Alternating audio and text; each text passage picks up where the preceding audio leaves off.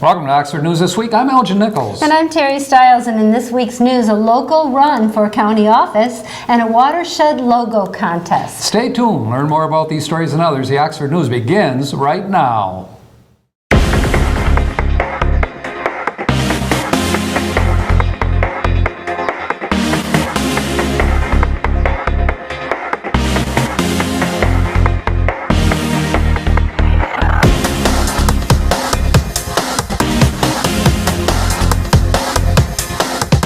Longtime Addison Township resident Joe Kent announced he would run for the Oakland County Treasurer.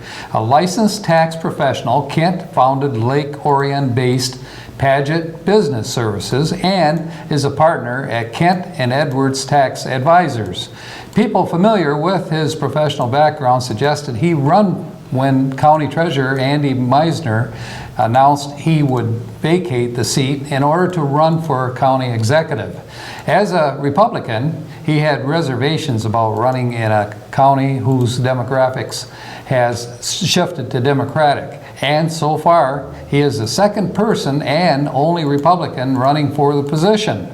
Kent says he is running on three priorities: protect taxpayers, restore transparency, and maintain the county's AAA bonding rate.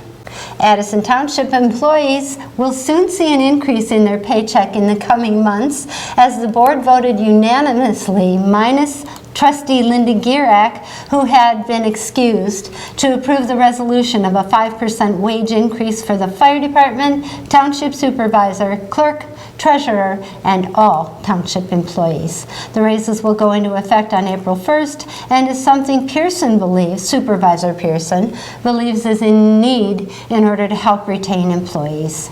Special thanks go out to the Oxford Public Library, Oxford Village Office, Oxford United Methodist Church, and Holy Cross Lutheran Church for agreeing to help spread the word about the upcoming 2020 U.S. Census. A total of 300 census packets, each containing 7 pages of valuable information, have been distributed thus far. The township wants to make sure everyone gets counted. If you would like copies of our census information packet to distribute or make available at your business, church, community event, club meeting, or gathering place, please contact Communications and Grants Manager C.J. Carnacchio by calling 248-628-9787, extension 117. In a recent report, the Charter Township of Oxford ranked 5th in the state of Michigan and 52nd in the nation in a study entitled Safest Cities and States to Buy a Home in the U.S. The study is recently released by the Hoboken, New Jersey-based Lend EDU. Since February 2000, the township has been protected by the Oakland County Sheriff's Office, which provides law enforcement services.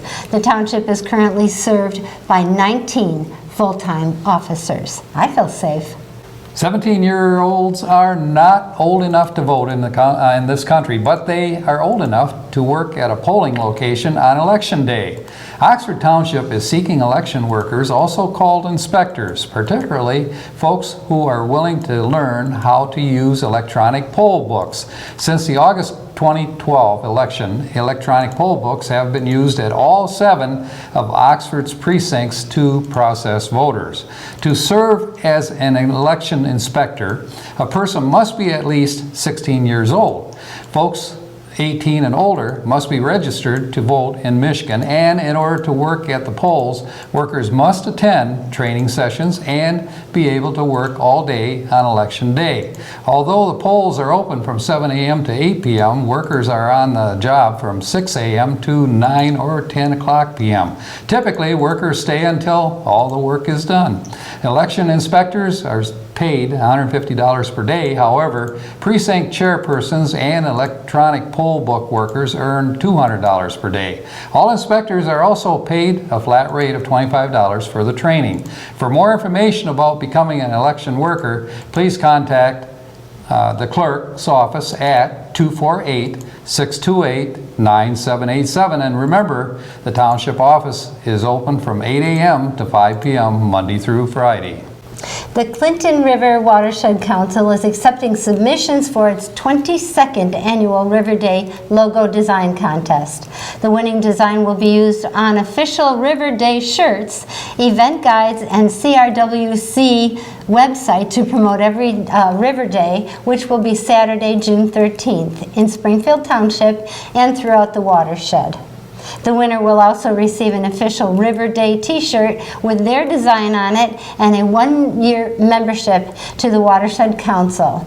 Artists must reside within the watershed area. Art must be black and white, thick line drawing with no gray tones. For more information, contact Kathleen Sexton at kathleen@crwc.org, and that's Kathleen with a K. Deadline is April 1st.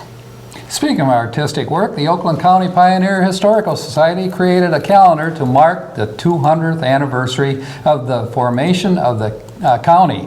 Each day has a fact written about the county or a community in the county. Pictures in the calendar are from the August 1916 celebration of the creation of the county.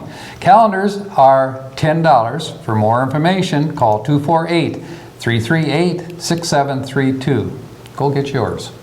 Third graders at Clear Lake Elementary had a special guest this month, an 18th century fur trader, played by Jeno Picor of Warren, shared stories, music, and animal furs, tools, and archaeological artifacts in the school's library. Picor claims Metis ancestry, the ethnic subgroup derived from French fur traders and the people of the Three Fires, Native Americans of the Great Lakes. He has performed all over Michigan. Picor himself used to be a third grade teacher before retiring in 2012. He was also a clinical psychologist. When his brother passed away in 2000, Picor joined a theater group performing storytelling acts like this one and on his own in the evenings and on weekends during the summer vacation until his retirement. He then picked it up as a full-time gig. The North Oakland Transportation Authority had its first day operating in its new headquarters located in the Oxford Village.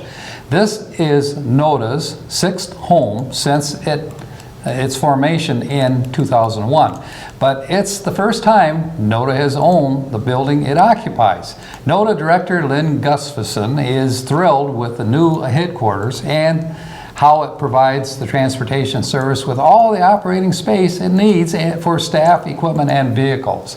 NODA provides public subsidized transportation for senior citizens, individuals with disabilities, and low-income folks living in Oxford, Addison, and Orion Townships, along with their respective villages. Congratulations go out to the Oxford Township Parks and Recreation Director, Ron Davis, who was honored this week with the My Parks Highest Award, the fellowship award for the highest level of professionalism in his organization. While Davis is grateful for the recognition, he often humbly credits the entire Parks and Rec staff as a team for the award that he received. Congratulations, Ron. Pretty cool, huh? Yeah, Mr. Davis and his team, they do a great job. I think that's the highest award that they can get, and they deserve it. They've done Absolutely. so much in this community. It's amazing, and it's amazing what they've done with the parks and for the people of the community. That senior center, we're right next to the senior center, and it's busy all the time. A lot of activity going on around here and inside this building as well as theirs. Yeah, that's right. And they continue to do more. And congratulations to Lynn and their staff for finally us having our studio. I know how they feel. They finally have a home of their own, and that's really nice. They do, and actually they have an income coming in because of the property and size it is. The building, they've leased out a section of the building. Oh, that's fabulous. So yes, so they have a good way of paying their lease. They've So offset they're- that cost, paying Yep. off that building. That's Yep, fantastic. very good. Well, that's it for Oxford News this week. If you'd like to learn more about these stories and others, you can pick up a copy of the Oxford Leader newspaper, or better yet, catch us on our website, occtv.org, or YouTube, and of course our regular Charter Spectrum Channel 191 and AT&T Channel 99. And coming up soon, OCTV's very own Cody Wright with school sports, and then school news with River Tuck. And you won't want to miss Auto Talk and Science in the News with Dave Kenny. I'm Terry Stiles. Thanks for watching Oxford News This Week, where we bring your news closer to home. And I'm Elgin Nichols. Remember, always be kind to your friends and neighbors, and thanks for watching. The 2020 State of the Community Breakfast and Leadership Awards is coming to Oxford on February 20th. The event is from 8:30 to 10 a.m. at Independence Village, located at 701 Market Street. Get updates on the M24 reconstruction project and hear from local officials. Breakfast will be provided. Sign up at oxfordchamber.net or call 248-628-0410. Hello Oxford parents and students, my name is River Tuck and welcome to your school news right here on Oxford Community Television. I hope you are ready for an exciting February in our Oxford schools because the calendar is packed and we have plenty to talk about, such as great upcoming concerts around the district as well as upcoming school board meetings. All of that and more coming up right after last week's recap. February in Oxford schools is looking to be exciting, but January will be hard to top. January was an extraordinary way to kick off the new decade for Oxford schools. Some of our best moments came from our charitable staff and students who went above and beyond to give back to awesome causes, and from the community who gave astounding support back to the students and helped raise a ton of money. Just last week, Lakeville Elementary student leadership helped developmental kindergarten and kindergarten students raise money to support Australia's wildlife devastated by the recent fires. Students were able to purchase paper koalas and kangaroos for $1 and add them to the kindness tree display. That money raised then went to the World Wildlife Fund, who assists injured and misplaced animals. We are always so proud of our students, both for their charitable actions and scholarly success. Just like last week when students from the Oxford Virtual Academy went to Lansing for the National School Choice event. OVA students spoke to Representative Riley, Senator Schroeder, Representative Yarrick, and other state lawmakers. Our students shared first-hand perspectives on how OVA has fit their individual needs and why that flexible option being provided for schooling is so important. Congratulations to those students for representing Oxford schools so well. More of our astounding students were setting the bar high for February, taking home awards the last week of January, that is. Several art pieces created by Oxford students brought home awards from the Scholastic Art and Writing Awards this year. Second-year OSEC student Luke Farrell submitted an incredible 3 Gold Key Award-winning works, as well as 2 Silver Key winning and 1 Honorable Mention winning illustrations. 2 of those Gold Key illustrations were oil paintings named Nomophobia and My Drug of Choice. His other was an ink illustration titled The Hawk. Those pieces can be seen on the Oxford Community Schools Facebook page. Also that night, OMS 8th grader Allison Stremersh took home a Silver Key for her ceramic mask. And last but not least, OVA 12th grader Carla Langfeld's self-portrait earned an honorable mention. Ruby Howe, a 7th grader at Kingsbury Country Day School, won the Patriots Pen Essay Award for her 400-word essay on what makes America great at the Veterans of Foreign Wars Midwinter Conference in Kalamazoo last month. She will now represent the state of Michigan at the National VFW contest with an all-expense-paid trip to Washington, D.C. Howe also received the $1,000 West Longenbach Memorial Award and plaque. Also at that ceremony, Oxford Community Schools International Baccalaureate Coordinator Rita Flynn received the National Citizenship Award, Education Teacher of the Year Award for kindergarten through 5th grade for instilling a sense of nation pride in her students. Flynn and Howe represented Post 334 North Oakland, which includes Oxford. Our students clearly won't be slowing down in February, and neither should our Oxford parents. Monday, February 10th, current 8th grade students and their parents are invited to attend the 8th grade parent night at 6:30 p.m. in the Performing Arts Center at the high school. This parent night will be a great way for parents to get information on 9th grade course planning, graduation requirements, curriculum options, and extracurricular activities. If you have any questions, contact OHS Assistant Principal Christy Gibson Marshall at 248-969-5097 or christy.gibsonmarshall@oxfordschools.org. That will be a lot of fun and is a part of that excitement that 8th graders get for the high school. Excitement is all around Oxford as we look at the packed February calendar. Let's get into some dates you should keep your eyes on coming up. This week on Tuesday, the Lakeville Winter Orchestra will hit the stage at the Performing Arts Center from 7 to 8. Next week, there is a lot going on, starting with Monday the 10th when the 8th grade parent night will happen, as well as conservatory dance auditions from 3 to 6 p.m. On Tuesday the 11th, the Board of Education meeting will take place from 6:30 to 8:30 p.m. at the OVA District Learning Center. Wednesday the 12th, Leonard will have a PTO meeting from 9:30 a.m. to 10:30. There will be an OSCC informational meeting from 9:30 to 10:30 a.m. at the high school as well. Lakeville's Green Team will meet that day as well. Don't miss that meeting from 3:45 to 4:45. That will do it for everything on the horizon here at Oxford Schools, but stay tuned for more Oxford Community News right here on OCTV, and be sure to check out the half-hour Schooling Around programs out on the channel as well as our YouTube and Facebook pages. If you want a closer look into our schools, that is your definitive source of all the action. That will do it for me and your school news here on OCTV. It has been a pleasure as always for your school news and schooling around. I'm River Tuck. Until next time, Oxford.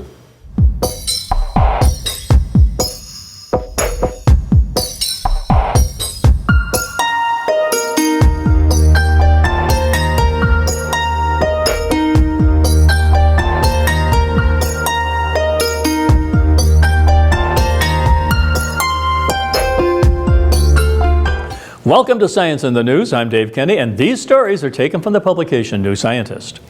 In our first story, get cold hands but hate wearing gloves? Then there might soon be a technology that can help you. The U.S. Army is developing an arm heater that allows people to go glove-free in freezing conditions, helping them to carry out mechanical repairs or first aid. Gloves can keep your hands at a comfortable temperature, but they often reduce dexterity. Take off your gloves, though, and numbing cold has an equally detrimental effect on your fine motor skills, as well as being extremely uncomfortable. John Castellanti and his team at the U.S. Army Research Institute for Environmental Medicine in Massachusetts are attempting to solve the problem with a pair of electrically heated armbands worn around the forearms. Castellani says much of the problem is due to the body shutting down blood flow to peripheral areas. Keeping the forearms warm counteracts this, he says. A previous study showed that heating the torso also keeps the hands warm, but that approach requires too much power for a portable device. Castellani's team found that warming just the forearm with a battery-powered device improves both finger temperature and the ability in tasks requiring manual skills such as putting pegs in a pegboard. In tests, their device reduced dexterity loss by 50% and finger strength loss by 90% compared with wearing no gloves at all at 0.5 degrees Celsius. The electric forearm heater helps by a combination of delivering warmer blood to the fingers and reducing blood vessel constriction. Even if the wearer can't go gloveless, it could allow them to wear thin gloves rather than thick mittens for precise tasks. A comfortable person is a person that can do their job, says Castellani. Comfort is important. Castellani says that further engineering development will turn the prototype into something lighter, more rugged, and more efficient for production. The goal is a device that will increase finger strength and dexterity during 4 hours of exposure to freezing air. He expects a forearm heater to be fielded by the U.S. Army in the next 2 years or 3 years, with commercial versions following shortly after. And in our next story, hagfish literally tie themselves in knots to escape a tricky situation, and that includes tying their bodies into complicated 3-twist knots. In many ways, hagfish are extraordinary. They are long, eel-like marine animals that carry far more blood relative to their body volume than any other fish, have 4 hearts, and only half a jaw. It's partly because of this last feature that it is so useful for hagfish to tie knots in their long bodies. When the animal ties a knot at its tail and slips it along the body to the head, it forms a broad, flat surface that the hagfish's upper jaw can work against, creating a makeshift lower jaw. Slipping a thick body knot along the body can also help a hagfish pull its head out of a tight spot if it gets stuck during hunting or feeding. But although we have known for decades that hagfish tie themselves in knots, it's been difficult to confirm what types of knots they tie. 3-dimensional knots are difficult to visualize at the best of times, says Theodore Ueno at the Valdosta State University in Georgia. But when it's a squirmy, self-manipulating knot that's thrashing about, it's impossible. Ueno and his colleagues came up with a solution. They anesthetized a hagfish and gently inserted its head into a restraining device. When the hagfish woke, it slipped knots down around its body to pull its head free. The researchers recorded the behavior using high-speed cameras and then analyzed the knots. They repeated the procedure 100 times, capturing the knot-tying behavior of 3 hagfish species. Given the length and width of the hagfish body, mathematically they should be capable of tying any one of the 8 most primitive knots. But the researchers suspect that the hagfish would choose not to tie the very simplest knots because the loops in these knots are so tight they might prove painful. When you tighten a knot, more complex knots are less pinching, says Ueno. It turns out that 45% of the time hagfish tie trefoil knots, where the hagfish has a single loop along the body, and slightly more complicated figure-8 knots 33% of the time. Some other hagfish knots were difficult to classify, but they did occasionally, about 4% of the time, tie a more complicated 3-twist knot. Although some other vertebrate animals, including moray eels, can tie knots as far as Ueno knows, none of them can tie a 3-twist knot. I guess it always had faith in hagfish brains, says Ueno. I posited that if they have the physical dimensions to tie more complicated knots, nature will find a way to evolve the control parameters to tie them. Well, that's it for this edition of Science in the News. I'm Dave Kenny. Stay tuned to Oxford Community Television.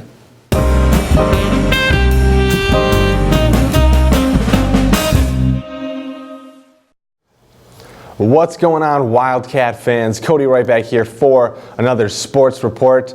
We got some basketball to go over, some bowling, United hockey, and an athlete of the week. So let's not waste any more time and dive right in. Starting off, everyone remembers the tough loss the boys basketball team had to our rivals here in Greene just last month at home, falling 62-54. The boys had a chance to wipe that score from the books, and so they did. They took on Lake Orion at Oakland University on Wednesday, and not only beat them, but took the win very hard, 42-19. This win put the boys' record at 6-5 and pushed them over the 500 mark on the season. And just the night before, we were forced to swallow a very tough loss to Lapeer, and this was at home in the final seconds of play, losing the lead 47-45. So it shows a good team when you bounce back like that so quickly and show up to the next day and perform like we did at Oakland. The game against Lapeer wasn't an official league game. However, at Oxford High School, it was a pink out, and the night was used as an opportunity to raise funds for breast cancer awareness. And both boys and girls, all three teams played at some point during the night in both gyms up at Oxford High School. So it was a really, really cool night. Also, the bowling program continues to tear it up. Both boys and girls took on Royal Oak at Astro Lanes. The girls taking the win 26-4, the boys 29-1. These matches aren't even close. We are absolutely dominating this season, as we have done in the past. I've said it before and I'll say it again. Will the bowling program take things all the way once again? I certainly would not doubt it. And you can't forget about our Oxford and Avondale United boys hockey team over at the Detroit Skate Club. The boys took on Bishop Foley on Thursday night, absolutely pummeling them 8-0. The Mercy Rule ended the game early, over halfway through the third. Hemp had an incredible 5 goals that night. I doubt he will ever forget that game. On a different note, Oxford's senior and football player Drew Carpenter announced that he will be playing at Northwood University in Midland come next season. Carpenter played his senior year at Oxford this fall. He had a great career as a Wildcat, and we enjoyed watching him. So best of luck next season, and congratulations on moving up to the next level. And lastly, our athlete of the week, Nolan May of the boys swim and dive team. So far this season, Nolan has earned the team 87 points and has improved his Oxford all-time standing top 10 list to 6th in the 200 and 3rd in the 100 backstroke. Nolan qualified for the Oakland County Championships on February 8th and is working to make it to the Division I state meet. So congratulations and best of luck to Nolan May. Anyhow, that is all for this week's report. For any more info on these events and more, go to oxfordathletics.org. There's plenty of game breakdowns, statistics, rosters, all that right there for you to check out. Once again, that is oxfordathletics.org. While you're at it, might as well check us out at occtv.org. All of our coverage of these sporting events and more can be found on our YouTube page, which you can access through the website. Once again, that is occtv.org. And that's all for this week's report. I want to thank you all for watching and remind you to tune in next time. But until then, I'm Cody Wright. Go Wildcats. Do you love local sports? Whether it's Oxford High School or Parks and Rec, you can buy copies of each game. To purchase your copy, call us at 248-628-9658 or give us an email at manager@occtv.org, or talk to us at the next game. Hopefully we'll see you there. Welcome to this edition of Auto Talk. I'm Dave Kenny, and these stories are taken from the publication Automotive News. In our first story, Volkswagen Group offered to buy the rest of Navistar International Corporation for about $2.9 billion, a deal that would address the German manufacturer's absence from the U.S. heavy truck market, according to people familiar with the matter. VW's Traton SE unit has offered Navistar holders $35 a share in cash, according to a statement confirming a Bluebird report. Traton already owns 17% stake in Navistar, whose biggest holder is billionaire investor Carl Icahn, according to data compiled by Bloomberg. The Lisle, Illinois company builds international brand trucks, school buses, defense vehicles, and engines. VW's heavy truck division has for years tried to reduce its reliance on Europe and South America to become a global competitor to industry leaders Daimler and Volvo AB. Traton CEO Andreas Rentschler has hinted at potential interest in the boosting VW's stake in Navistar in the past, but the company mainly focused on alliances rather than acquisitions to build scale. VW acquired its stake in Navistar 2 years ago, laying the groundwork for a footprint in North American market, the truck industry's largest source of profits. Daimler's Freightliner and Volvo's Mack divisions generate significant sales in the region. Acquiring Navistar could be a way for VW to save money as auto and heavy truck makers prepare for a downturn after years of growth. And on the recall front, Honda Motor Corporation is recalling 2.7 million older U.S. vehicles in North America for potentially defective airbag inflators. The defect involves a different type of Takata inflator than those that have prompted the largest ever auto safety recalls worldwide, covering more than 42 million U.S. vehicles by 19 automakers with Takata airbag inflators. The new recall covers Honda and Acura automobiles from the 1996 through 2003 model years. Honda said it's aware of one field rupture of an inflator in the new recall campaign, a 2012 crash in Texas that resulted in an injury, and 2 in junkyards in Japan. The campaign covers 2.4 million U.S. vehicles and 300,000 in Canada, Honda said, adding that it has not determined recall numbers for other countries. Takata issued a new defect notice in November for inflators from 4 automakers, including Honda. Honda said all three vehicles potentially were exposed to unusually high amounts of moisture prior to the rupture events. Honda said the recalls covered driver front airbag inflators manufactured with non-azide propellant, and said all inspections and repairs will begin in approximately 1 year, as replacement parts from alternate suppliers are not yet available. Honda believes that the risk of an improper airbag deployment in its vehicles remains very low at this time, but we cannot absolutely guarantee the performance of any recalled part. And over at Toyota, Toyota Motor Corporation will recall 3.4 million vehicles worldwide because of an electronic glitch that can cause airbags not deploying in crashes. The recall, which includes 2.9 million U.S. vehicles, covers 2011 to 2019 Corollas, 2011 to 13 Matrixes, 2012 to 18 Avalons, and 2013 to 18 Avalon hybrid vehicles. The vehicles may have an electronic control unit that does not have an adequate protection against electrical noise that can occur in crashes, which could lead to incomplete or non-deployment of the airbags. It could also impede the operation of seatbelt pretensioners. The National Highway Traffic Safety Administration in April expanded a probe into 12.3 million potentially defective airbags, covering a number of automakers, including the vehicles Toyota is recalling.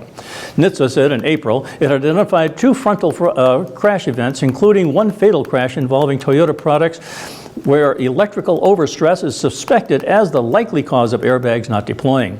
Both involved newer Corolla cars. NHTSA said the airbags under investigation were installed in more than 12 million vehicles from 2010 to 2019, sold by Toyota, Fiat, Chrysler Automobiles, Honda Motor Corporation, Hyundai, Kia, and Mitsubishi. They were equipped with an airbag control unit initially produced by TRW Automotive Holdings Corporation, which is now owned by ZF Friedrichshafen.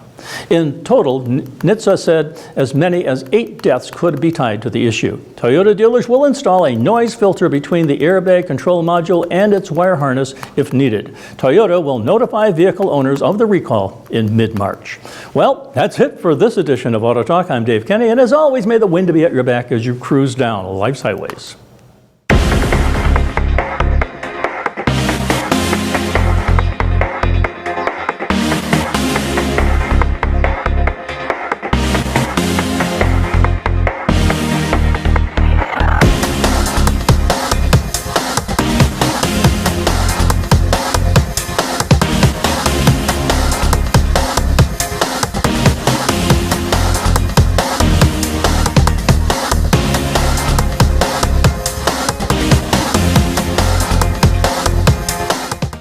Welcome to Oxford Community Television. We are proud that our 4 communities continue to choose local programming, local news, sports, community issues, familiar faces, celebrations, and commitment to each other.